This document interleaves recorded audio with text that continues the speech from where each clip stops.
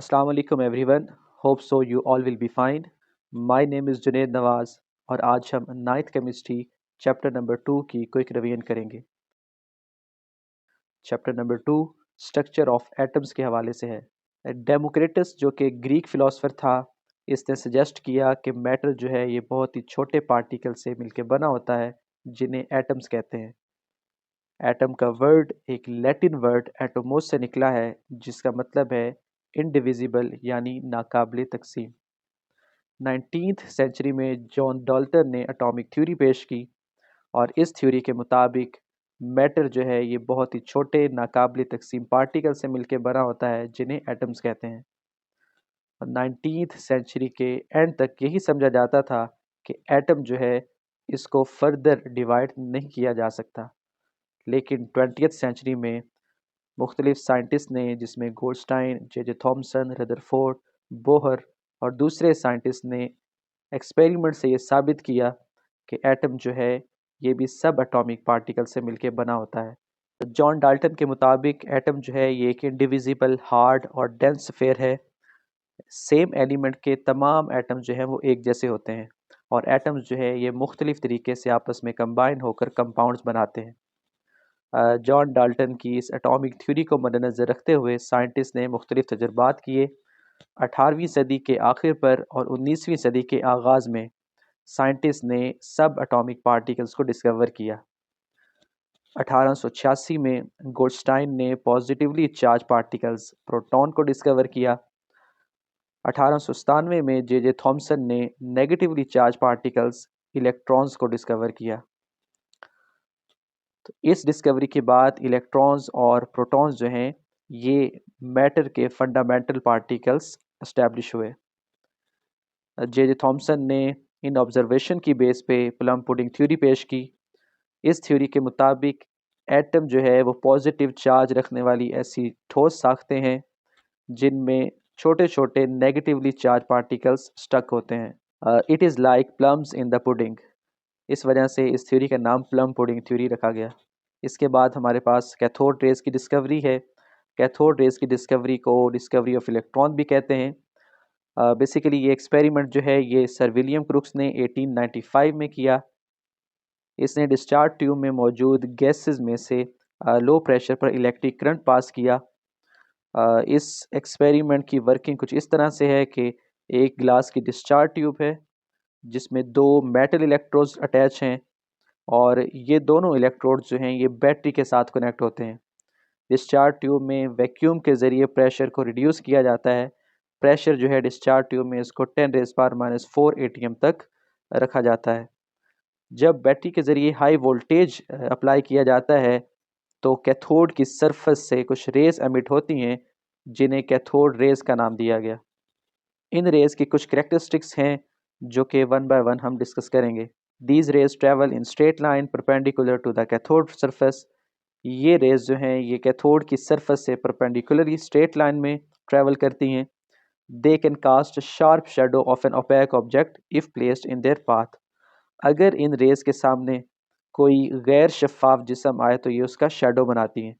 इससे ये पता चलता है कि ये जो रेज हैं ये स्ट्रेट लाइन में ट्रैवल करती हैं। इनकी डिफ्लेक्शन जो है इलेक्ट्रिक फील्ड में वो पॉजिटिव प्लेट की तरफ होती है जिससे ये साबित होता है कि इन पर नेगेटिव चार्ज है। और कैथोड रेज जो हैं ये किसी भी बॉडी पर फॉल करें तो उसका टेम्परेचर राइज कर जाता है।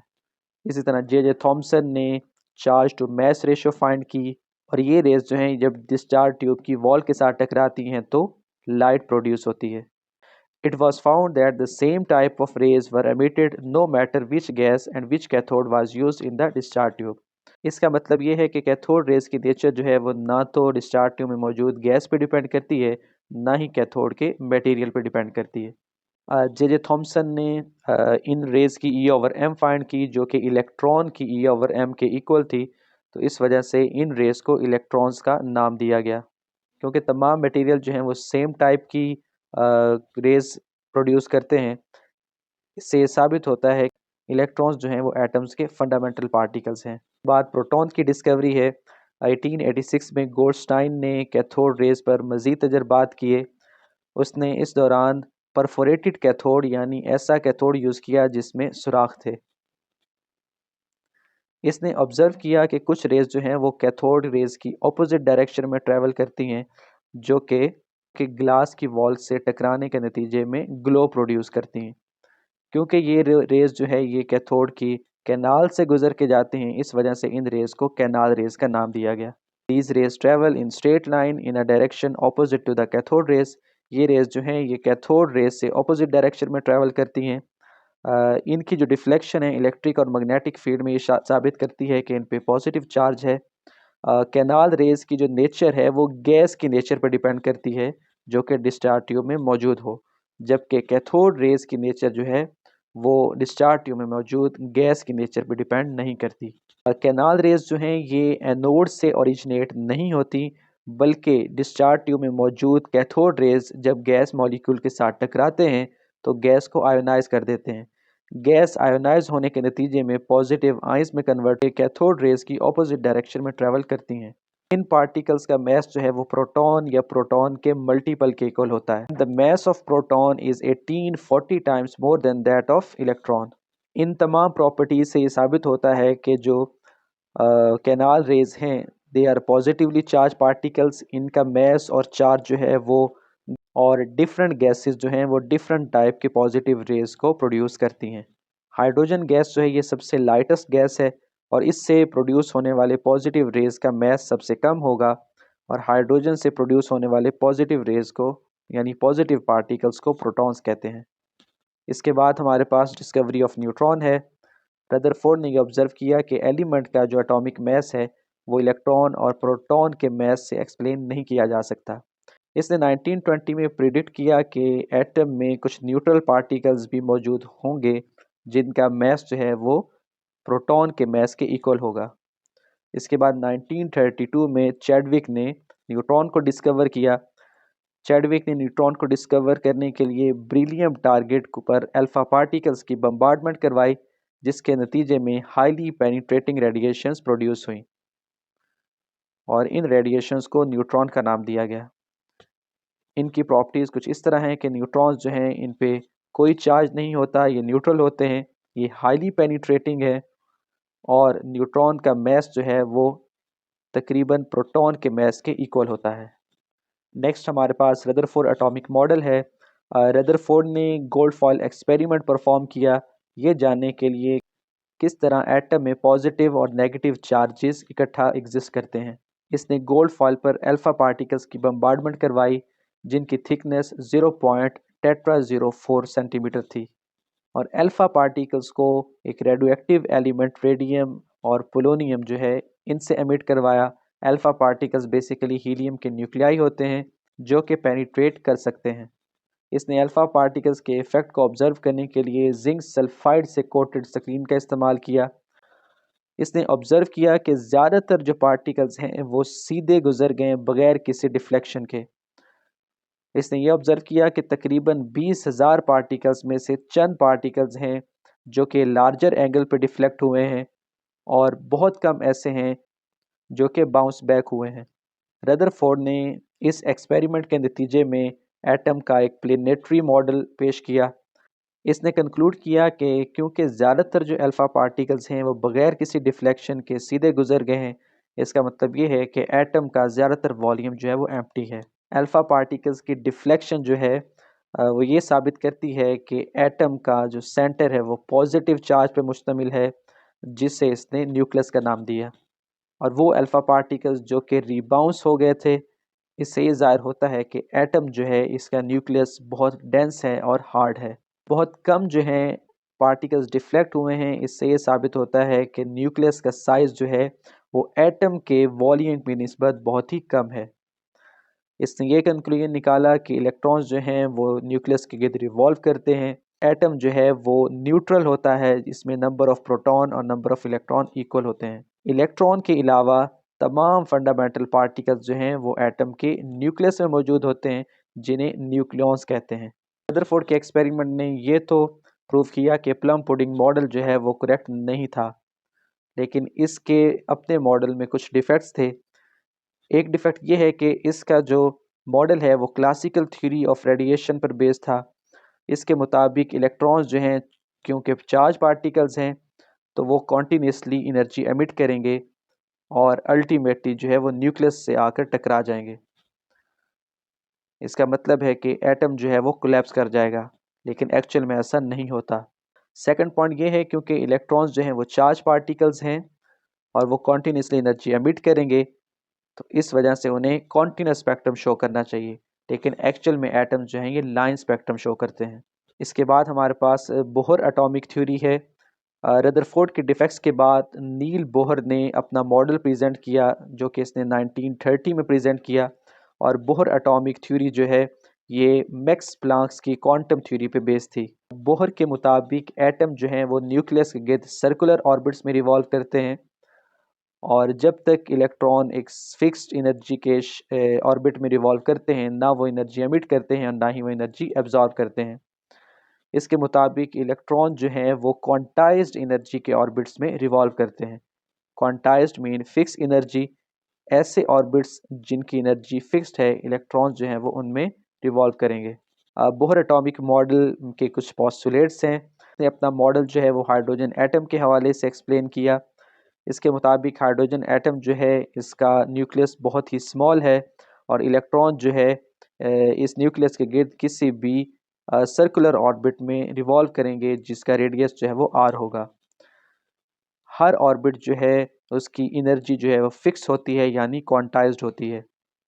जब तक इलेक्ट्रॉन जो है एक पर्टिकुलर ऑर्बिट में रिवॉल्व करते हैं, ना वो एनर्जी एमिट करते हैं ना ही एनर्जी एब्जॉर्ब करते हैं। एटम जो है वो एनर्जी एमिट या एब्जॉर्ब तब करेगा जब इलेक्ट्रॉन एक शेल से एक ऑर्बिट से दूसरे ऑर्बिट में जंप करेगा। जब भी इलेक्ट्रॉन जो है वो लोअर ऑर्बिट से हायर ऑर्बिट में जंप करेगा तो एनर्जी एब्जॉर्ब होगी, जबकि हायर ऑर्बिट से लोअर ऑर्बिट में जंप करेगा तो एनर्जी रिलीज होगी। तो मैक्स प्लांक्स की इक्वेशन यूज करते हुए चेंज इन एनर्जी को फाइंड किया जा सकता है। Delta E is equal to E2 minus E1 is equal to H nu. E2 जो है ये हायर ऑर्बिट की एनर्जी होगी, जबकि E1 जो है ये लोअर ऑर्बिट की एनर्जी होगी।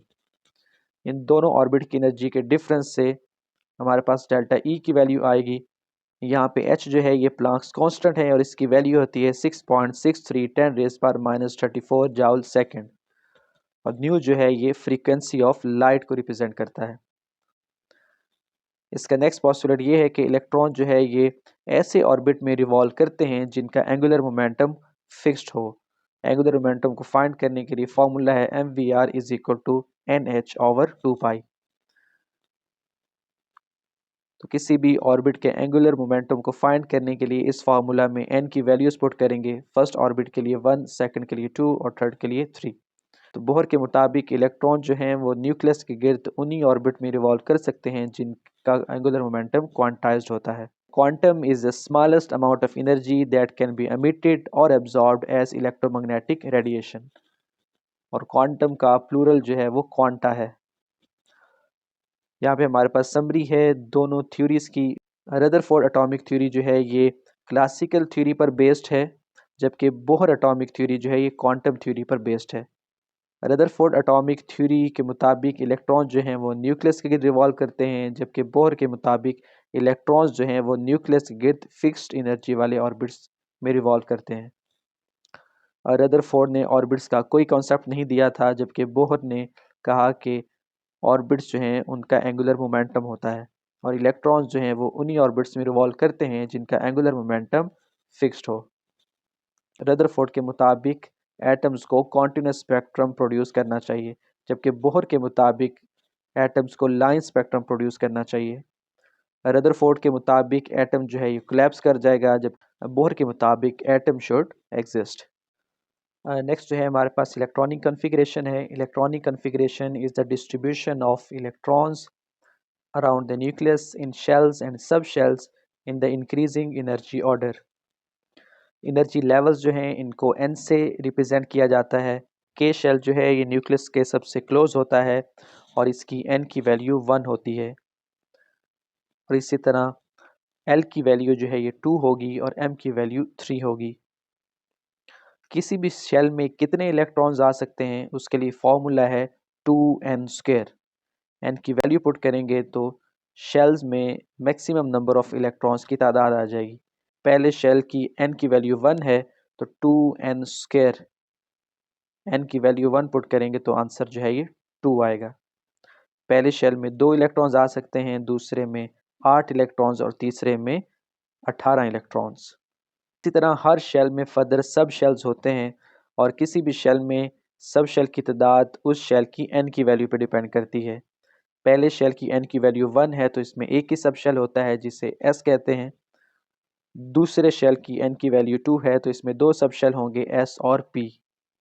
और किसी भी सब शेल में इलेक्ट्रॉन्स की तादाद मालूम करने के लिए फॉर्मूला जो है वो है 2 इंटू 2l+1। एस सब शेल में 2 इलेक्ट्रॉन्स आ सकते हैं जबकि पी सब शेल में मैक्सिमम 6 इलेक्ट्रॉन्स आ सकते हैं। और यहाँ पे एक एग्जांपल है कि एक ऐसा एलिमेंट जिसमें 11 इलेक्ट्रॉन्स हैं तो इसकी इलेक्ट्रॉनिक कॉन्फ़िगरेशन क्या होगी। तो पहले शेल में क्योंकि 2 इलेक्ट्रॉन आ सकते हैं, दूसरे में 8 आ सकते हैं और तीसरे में जो है वो 1 इलेक्ट्रॉन आएगा। नेक्स्ट क्वेश्चन है कि क्लोराइड आयन की इलेक्ट्रॉनिक कॉन्फ़िगरेशन क्या होगी।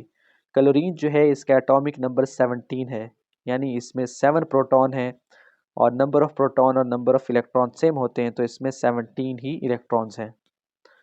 अब क्योंकि इस पर नेगेटिव चार्ज है और नेगेटिव चार्ज कब आता है, जब भी कोई एटम इलेक्ट्रॉन गेन करता है। तो जब इसने एक इलेक्ट्रॉन गेन किया तो अब इसके पास 18 इलेक्ट्रॉन हो गए। तो इसकी इलेक्ट्रॉनिक कॉन्फ़िगरेशन लिखेंगे तो पहले शेल के एस सब शेल में 2 इलेक्ट्रॉन आएंगे, दूसरे शेल के एस सब शेल में 2 इलेक्ट्रॉन और पी में 6 इलेक्ट्रॉन। इस तरह पहले और दूसरे शेल में टोटल 10 इलेक्ट्रॉन्स हो गए। इसी तरह तीसरे शेल के एस सब शेल में 2 इलेक्ट्रॉन्स आएंगे, पी सब शेल में 6 इलेक्ट्रॉन्स आएंगे। तो इस तरह क्लोराइड आयन के 18 इलेक्ट्रॉन्स मुकम्मल हो जाते हैं। नेक्स्ट जो है हमारे पास टॉपिक जो है ये आइसोटॉप्स के हवाले से है। आइसोटॉप्स जो है ये किसी भी एलिमेंट के ऐसे एटम्स होते हैं कि जिनके एटॉमिक नंबर सेम हो लेकिन मैस नंबर डिफरेंट होता है। और क्योंकि इनका एटॉमिक नंबर सेम होता है यानी नंबर ऑफ प्रोटॉन और नंबर ऑफ इलेक्ट्रॉन सेम होंगे तो इनकी इलेक्ट्रॉनिक कॉन्फ़िगरेशन भी सेम होती है। लेकिन क्योंकि आइसोटॉप्स का मैस नंबर डिफरेंट होता है तो इसमें नंबर ऑफ न्यूट्रॉन्स डिफरेंट होंगे। आइसोटॉप्स जो है ये सिमिलर केमिकल प्रॉपर्टीज़ शो करते हैं। केमिकल प्रॉपर्टीज़ जो हैं वो इलेक्ट्रॉनिक कॉन्फ़िगरेशन पर डिपेंड करती हैं, जबकि आइसोटॉप्स की डिफरेंट फिज़िकल प्रॉपर्टीज़ होती हैं और फिज़िकल प्रॉपर्टीज़ जो हैं ये मैस नंबर्स पर डिपेंड करती हैं। यहाँ पे कुछ एग्जांपल्स हैं कि हाइड्रोजन के जो आइसोटॉप्स हैं, हाइड्रोजन के 3 आइसोटॉप हैं, प्रोटियम, ड्यूट्रियम और ट्रिटियम। प्रोटियम में एक प्रोटॉन, एक इलेक्ट्रॉन और कोई भी न्यूट्रॉन नहीं है, जबकि ड्यूट्रियम में एक प्रोटॉन, एक इलेक्ट्रॉन और एक न्यूट्रॉन होता है और ट्रिटियम में एक प्रोटॉन, एक इलेक्ट्रॉन और 2 न्यूट्रॉन होते हैं। तो आइसोटॉप्स में नंबर ऑफ प्रोटॉन और नंबर ऑफ इलेक्ट्रॉन सेम होते हैं जबकि नंबर ऑफ न्यूट्रॉन्स डिफरेंट होते हैं। नेक्स्ट एग्जांपल जो है ये कार्बन की है। कार्बन के 2 स्टेबल आइसोटॉप्स हैं, कार्बन 12 और कार्बन 13, जबकि एक रेडियोएक्टिव आइसोटॉप है जो कि कार्बन 14 है। इन तीनों आइसोटॉप्स में से कार्बन 12 जो है ये सबसे ज़्यादा पाया जाता है और इसकी जो रिलेटिव अबंडेंस है वो है 98.9%, जबकि बाकी दोनों जो आइसोटॉप्स हैं वो 1.1% पाए जाते हैं। क्लोरीन के 2 आइसोटॉप्स होते हैं, 35 और 37, जबकि यूरेनियम जो है इसके 3 आइसोटॉप हैं, यूरेनियम 234, 235 और 238। इनमें से सबसे ज़्यादा पाए जाने वाला जो है वो 238 है। तकरीबन 99% जो है यूरेनियम के आइसोटॉप्स में से यूरेनियम 238 पाया जाता है। नेक्स्ट जो है ये आइसोटॉप्स के यूजेस हैं, आइसोटॉप्स की वास्ट एप्लीकेशंस हैं। सबसे पहले रेडियोथेरेपी में ट्रीटमेंट ऑफ कैंसर के लिए जो फास्फोरस 32 है और स्ट्रोंशियम 90 है, इनको स्किन कैंसर की ट्रीटमेंट के लिए with in the body cancer को डिटेक्ट करने के लिए कोबाल्ट 60 को यूज़ किया जाता है और ये strongly penetrating gamma radiation emit करता है। इसके बाद tracer for diagnosis and medicine, radioactive isotopes जो हैं इनको एज अ ट्रेसर यूज़ किया जाता है मेडिसिन में ट्यूमर की डायग्नोस के लिए।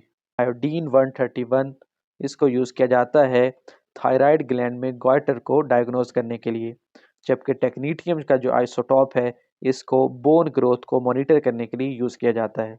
आर्कियोलॉजिकल एंड जियोलॉजिकल यूजेस में आइसोटॉप्स जो हैं इनको फॉसल्स की एज एस्टिमेट करने के लिए यूज़ किया जाता है, जिसमें डेड प्लांट्स, एनिमल्स और स्टोन की एज को एस्टिमेट करने के लिए यूज़ किया जाता है। इसके अलावा एक और बहुत इंपॉर्टेंट मेथड है जिसे कार्बन डेटिंग कहते हैं, और कार्बन डेटिंग को यूज़ करके फॉसल्स की एज का एस्टिमेट किया जाता है, और इसमें कार्बन 14 रेडियोएक्टिव आइसोटोप यूज़ होता है। कार्बन डेटिंग को रेडियो कार्बन डेटिंग भी कहते हैं। इसके अलावा केमिकल रिएक्शन और स्ट्रक्चर डिटर्मिनेशन में भी आइसोटॉप्स को यूज़ किया जाता है।